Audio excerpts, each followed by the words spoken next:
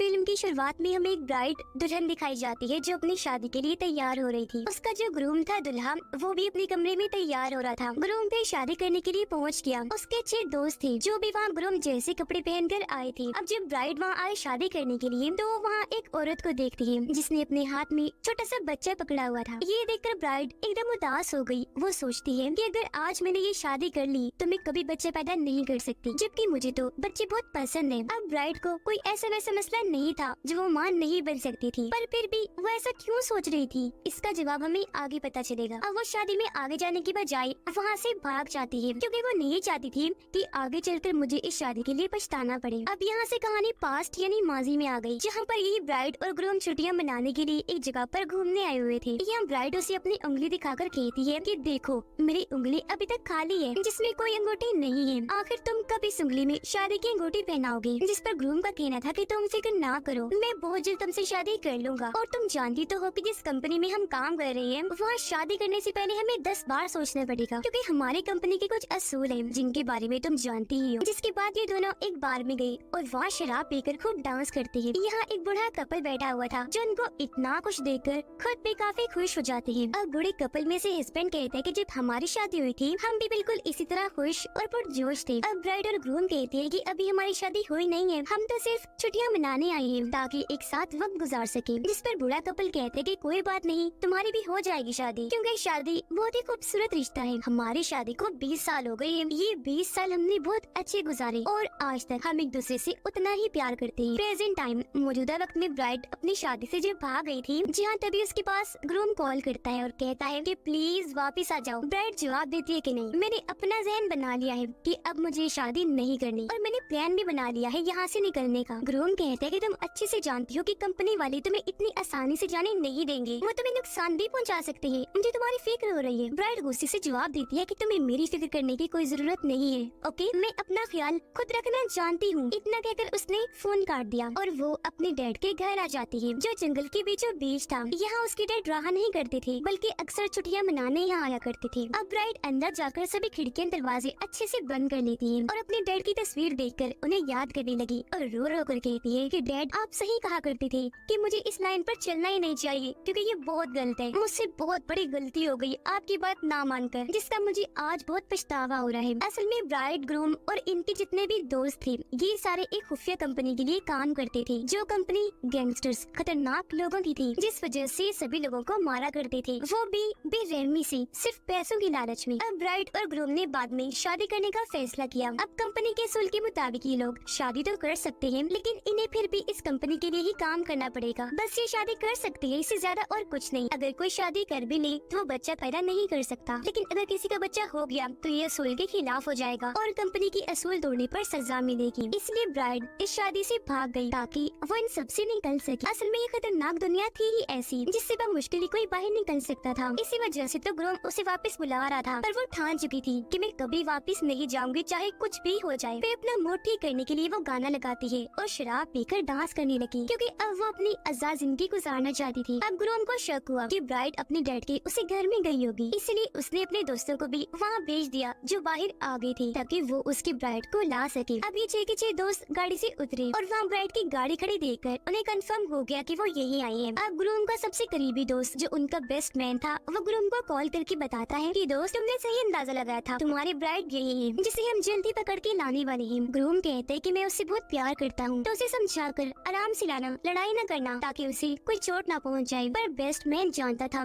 कि वो लड़की इतनी स्ट्रॉन्ग ताकतवर है कि वो लड़े बिना नहीं आएगी, इसलिए वो अपने दोस्तों को कहता है कि जल्दी से तलाशी शुरू कर दो, फिर चाहे इसके लिए तुम्हें कुछ भी करना पड़े। अब जब ये सारे मेन दरवाजे पर आए तो इन्हें पता चला कि सभी खिड़कियाँ और दरवाजे बंद हैं। हालांकि इन्होंने दरवाजे तोड़ने की कोशिश भी की लेकिन वो नहीं टूटे, इसलिए बेस्टमैन उन्हें अलग-अलग करके तलाशी लेने का कहता है कि चारों तरफ से घर को घेर लो और रास्ता मिलने पर अंदर घुस जाओ। अब जब वो लोग रास्ता ढूंढ रहे थे तो ब्राइड के कानों में उनकी आवाज पड़ जाती है, इसलिए वो खिड़की से झांककर देखती है, जहाँ उसे पता चल गया कि ग्रूम ने अपने लोगों को आखिर भेज दिया उसे पकड़ने के लिए। वो नीचे जाने लगी अपना फोन लेने के लिए, पर तभी सामने खिड़की के बाहर वो बेस्टमैन को देखती है जो अंदर घुसने ही वाला था, जिसे देखकर वो डर गई, इसलिए वापस अंदर की तरफ भागने लगती है। वो पिछले दरवाजे से भागने की कोशिश करने लगी लेकिन वहाँ पर भी 2 आदमी मौजूद थे, इसलिए वो फौरन दरवाजा बंद करके अंदर आ गई। बेस्टमैन एक खुले हुए दरवाजे के जरिए अंदर आ चुका था, जो हर जगह उसे ढूंढने लगता है। ब्राइड को अंदाजा हो गया था कि वो लोग घर के अंदर घुस रहे हैं, इसलिए वो किचन में जाकर चाकू उठा लेती है अपनी हिफाजत के लिए और ऊपर वाले फ्लोर पर जाकर वहाँ बने खुफिया कमरे में आ जाती है। वो सब लोग भी अंदर आकर एक जगह इकट्ठी हो गई, जहाँ पर बेस्टमैन सबको कहता है कि हमें ब्राइड को जिंदा पकड़ के अपने साथ ले जाना है, तो तुम इसे बस मार धाड़ करना, लेकिन जान से मत मारना। आज शादी बहुत अच्छे से चल रही थी, लेकिन इसने वहाँ से भागकर बहुत गलत किया। हालांकि वो जानती थी कि हम सभी उस खतरनाक कंपनी के लिए काम कर रहे हैं और उसकी इस हरकत से कंपनी का मालिक बहुत गुस्सा है, जो अब उसे कभी जिंदा नहीं छोड़ेगा, क्योंकि वो जानता है कि ब्राइट कंपनी और हम सब के बारे में बहुत अच्छे से जानती है और अगर इसने पुलिस को जाकर बता दिया तो हम सभी पकड़े जा सकते हैं। अब यहाँ से हमें फिर पास्ट की कहानी दिखाई जाती है, जहाँ पर ब्राइड और ग्रूम को वो बुरा कपल दोबारा मिले थे, जो ब्राइड और ग्रूम को ऑफर करते हैं कि तुम भी हमारी कश्ती में आ जाओ, बहुत मजा आएगा क्योंकि हम वहाँ बहुत इंजॉय करेंगे। तब ब्राइड और ग्रूम ने उनकी ऑफर मानी थी और वो इन्हें अपनी कश्ती में भी ले आए थे। प्रेजेंट टाइम में ब्राइड अपनी खुफिया कमरे में चाकू लिए बैठी थी। काफी देर के बाद वो हल्की सी खिड़की खोलकर बाहर देखती है। जब उसे अंदाजा हुआ कि रास्ता खाली है और आसपास कोई नहीं, तो वो बाहर आकर यहाँ से भागी, फिर अपनी बाइक स्टार्ट करके वहाँ से भागने लगती है। लेकिन तभी अचानक उसके सामने बेस्टमैन का दोस्त आ जाता है और क्योंकि अभी बाइक की स्पीड हल्की थी तो वो उसे धक्का मार देता है, जिससे वो नीचे जाके गिरती है और उसे थोड़ी बहुत चोट भी आ गई, लेकिन फिर भी वो उठी। जहाँ वो आदमी कहते हैं कि तुम यहाँ से नहीं भाग सकती, जो कहकर वो धीरे धीरे आगे बढ़ने लगा। ब्राइड उसे चाकू दिखाकर धमकाने लगी कि अगर तुम मेरे पास आई तो मैं तुम्हें जान से मार डालूंगी। ब्राइड उस पर हमला करके उसे लड़ने लगी। उसने ब्राइड का गला पकड़ लिया, लेकिन यहाँ वो चालाकी करती है। वो अपनी टांगों से उसकी गर्दन जकड़ लेती है और फिर दीवार का सहारा लेकर चाकू से उसकी गर्दन काट देती है। उसका बहुत सारा खून बह गया, जिससे मौके पर ही उसकी मौत हो जाती है। अब जब वो बाइक लेकर फिर से यहाँ से भागने लगी तो अब यहाँ दूसरा आदमी आ जाता है उसे पकड़ने के लिए, इसलिए वो भागकर वापस घर के अंदर आ गई। लेकिन तभी उसे यहाँ दो लोग घेर लेते हैं, जिनमें एक का कद लंबा था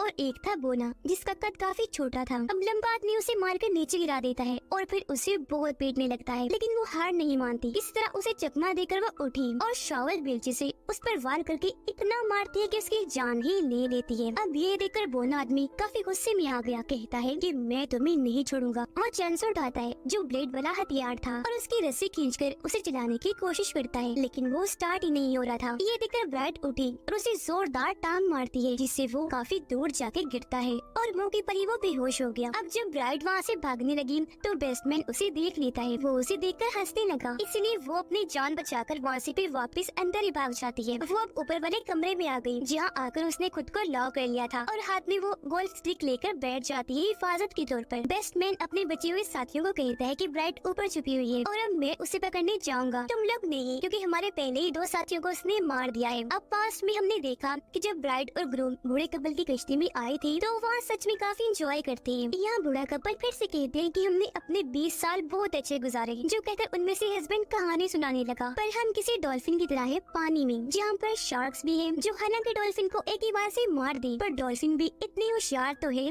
कि वो शार्क के बाल को जाया करते। अब ये सुनकर ब्राइड और ग्रूम समझ जाते हैं कि ये हमारे बारे में ही बात कर रही है और इन्हें पता चल गया है कि हम कौन हैं और यहाँ किस मकसद के लिए आए हैं। अब बूढ़ा आदमी एक दराज खोलता है जिसके अंदर गन पड़ी हुई थी, जिसे वो चुपचाप प्लेट से छुपा देता है, क्योंकि वो जानता था कि ये खतरनाक लोग हैं, तो अब यहाँ खतरा भी हो सकता है। लेकिन जब ब्राइड वहाँ आई तो वो गन को देख लेती है। प्रेजेंट में ये सारे एक साथ ब्राइड को पकड़ने ऊपर जाते हैं, क्योंकि अब इन्होंने प्लान बनाया था कि हम बारी बारी अंदर जाकर उसका सामना करेंगे। वो सबका मुकाबला नहीं कर पाएगी, थक जाएगी, जख्मी हो जाएगी और ऐसे हम आसानी से उसे पकड़ लेंगे। इसलिए अब उनमें से ये पहला लड़का अंदर जाता है, जिसे पीछे से आकर ब्राइड पकड़ लेती है, लेकिन वो खुद को छुड़वाकर ब्राइड को मारने लगा। पर वो भी कम नहीं थी, आखिर उससे भी उसी कंपनी से लड़ने की अच्छी ट्रेनिंग मिली थी, जिनमें से अपनी महारतों का वो यहाँ इस्तेमाल करती है। उस आदमी ने जब ब्राइड को पकड़ा हुआ था तो वो किताबों वाले शेल्फ पर अपनी टांगे रखकर घूम जाती है और उसके पीछे आकर काफी पीटने लगी, जिसके बाद वो उसका गला दबाकर उसे जान से मार डालती है। अब तभी यहाँ एक और आदमी आ गया, जिसके पेट पर चढ़कर ब्राइड उसे मारने लगती है, पर उसे नीचे उतारकर वो ब्राइड को मारने लगा, फिर उसका गला पकड़ लेता है और काफी मारने के बाद कहता है कि तुम मुझे नहीं हरा सकती, जो कहकर वो अपना चाकू निकालकर ब्राइड की तरफ करता है। लेकिन यहाँ ब्राइड चालाकी से उसे चाकू छीन लेती है और उसकी टांगों में घुसा देती है, जिसे दर्द की वजह से वो तड़पने लगा। अब वो पहले ही बहुत तकलीफ में था, जहाँ अब ब्राइड उसका आखिर गला ही काट कर उसकी जान ले लेती है। फिर वो इस चाकू को अपने पास ही रख के वहाँ से बाहर आई और अपनी गाड़ी की तरफ भागती है। जब ब्राइड गाड़ी के पास आई तो उसे एहसास हुआ कि मेरे पास तो चाबी ही नहीं है, जिसके बाद वो दोनों ब्राइड के पास आई और बेस्टमैन उसे चाबी दिखाकर कहते हैं कि देखो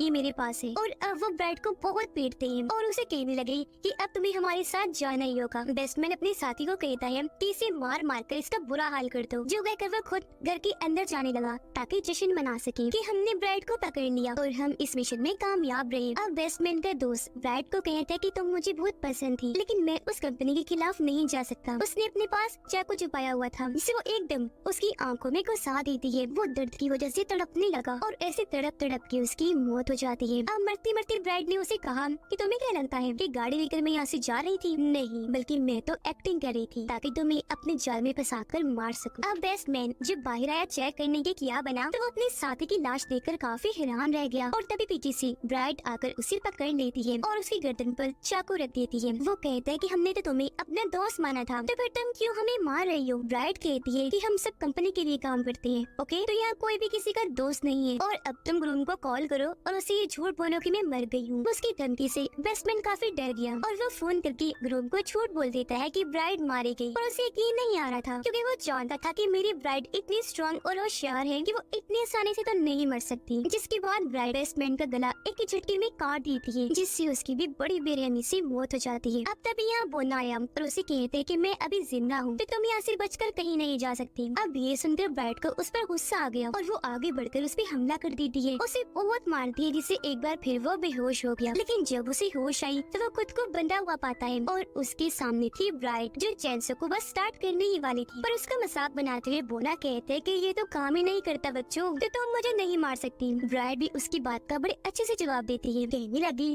कि वो दरअसल चैनसो में गैस खत्म हो गई थी, लेकिन अब मैंने इसमें गैस भर ली है। ये कहते वो चैनसो को स्टार्ट करने लगी और आखिरकार वो स्टार्ट हो भी जाता है, जिससे वो काफी डर गया और ब्राइड से जान की भीख मांगने लगता है कि प्लीज मुझे छोड़ दो, लेकिन वो उसकी एक नहीं सुनती और चैनसो से उस पर हमला कर देती है, उसे ऊपर से नीचे काट कर 2 टुकड़े कर देती है, जिससे यहाँ बोने की भी इतनी भयानक मौत हो जाती है। अब हम पास का सीन देखते हैं। असल में जब ब्राइड और ग्रूम कपल से मिले थे, जब वो छुट्टियां मनाने आए थे, तो वो दरअसल एक मिशन पर थे। असल में बूढ़ा कपल भी पहले उस गैंगस्टर्स की कंपनी के ही मेंबर्स थे, लेकिन बाद में उन्हें वहाँ पर प्यार हो गया, जिसके बाद उन्होंने कंपनी को छोड़ दिया क्योंकि अब वो मजीद गलत काम नहीं करना चाहती थी, जिसके पास से कंपनी उन्हें ढूंढ रही थी जान से मारने के लिए। कंपनी ने ब्राइड और ग्रूम को ही भेजा था ताकि ये उन्हें जान से मारते। वो अपनी गन निकाल कर ब्राइड और ग्रूम पर तान देता है, लेकिन तभी उसने देखा कि गोलियों वाली मैगजीन तो गायब है, जिस पर ब्राइड बताती है कि वो मैगजीन मैंने पहले ही निकाली थी क्योंकि मुझे पता था कि ये वक्त आने ही वाला है और गन भी मैंने देख ली थी। बूढ़ा आदमी उदास होते हुए कहते हैं कि मैं भी जानता था कि आखिर में हमारा यही अंजाम होगा, तो लो मार लो हमें अंदाजा हो गया था कि कंपनी हमें कभी नहीं छोड़ेगी। ये सुनकर ब्राइड और ग्रूम अपनी अपनी गन्स निकाल कर दोनों को शूट करके मार देते हैं। प्रेजेंट टाइम में ब्राइड जख्मी हालत खून में लथपथ ग्रूम के पास पहुंचती है और ग्रूम उसे जिंदा देखकर काफी खुश हो जाता है, कहने लगा कि मैं जानता था तुम ऐसे नहीं मर सकती। ब्राइड उसे कहती कि अभी भी मौका है, मेरे साथ चलो ताकि हम दोनों इस कंपनी से बहुत दूर चले जाएं। ग्रूम जवाब देता है कि कब तक भागेंगे, जहाँ भी चले जाए वो कंपनी हमें ढूंढ कर पकड़ ही लेगी, जिसके बाद हमारा अंजाम सिर्फ मौत होगा। ब्राइड बोली कि तुम भूल गई वो कपल 20 साल तक कंपनी से बचकर रहता रहा और मुझे पता है कि वो वक्त उनके लिए बहुत खुशगवार रहा होगा। ग्रूम कहते हैं कि जब एक न एक दिन मरना ही है तो फिर ये 20 साल क्यों जाया करे, ऐसे क्यों गुजारे, इसलिए मैं तुम्हारा साथ नहीं दे सकता, लेकिन हाँ तुम्हारे साथ आखिरी बार डांस करना चाहता हूँ। जो कहकर उसने अपना हाथ आगे बढ़ाया। ब्राइड ने भी उसके हाथ में अपना हाथ रख दिया और वो लोग अपना आखिरी डांस करने लगे और अब यहाँ उनमें से किसी एक को मरना था और फिर तभी सच में ग्रूम उस पर हमला कर देता है, जहाँ इन दोनों की लड़ाई होने लगी। पर ब्राइड यह शराब की बोतल नीचे गिराकर तोड़ देती है, फिर उसका कांच का टुकड़ा उठाकर ग्रूम की गर्दन में घुसा देती है, जिससे वहीं पर उसकी दर्दनाक मौत हो गई। जिसके बाद ब्राइड उस वक्त को याद करने लगी कि जब हम छुट्टियां मनाने गए थे तो वहाँ पर हमने शादी का फैसला किया था और हम एक साथ कितने खुश थे, लेकिन आज यहाँ ऐसा वक्त आया कि मुझे अपने हाथ से अपने प्यार को मारना पड़ा। और अब वो उठी और यहाँ से जाने लगती है, लेकिन उसे अपने ग्रूम की मौत का बहुत अफसोस था। और तभी उसके मोबाइल की बेल बजने लगी। उसने जब चेक किया तो कंपनी की कॉल थी जिसका नाम यूनिवर्सिटी था, यानी कि कंपनी अब भी उसका पीछा नहीं छोड़ेगी। और इसी के साथ इस फिल्म की कहानी यहीं पर खत्म हो जाती है।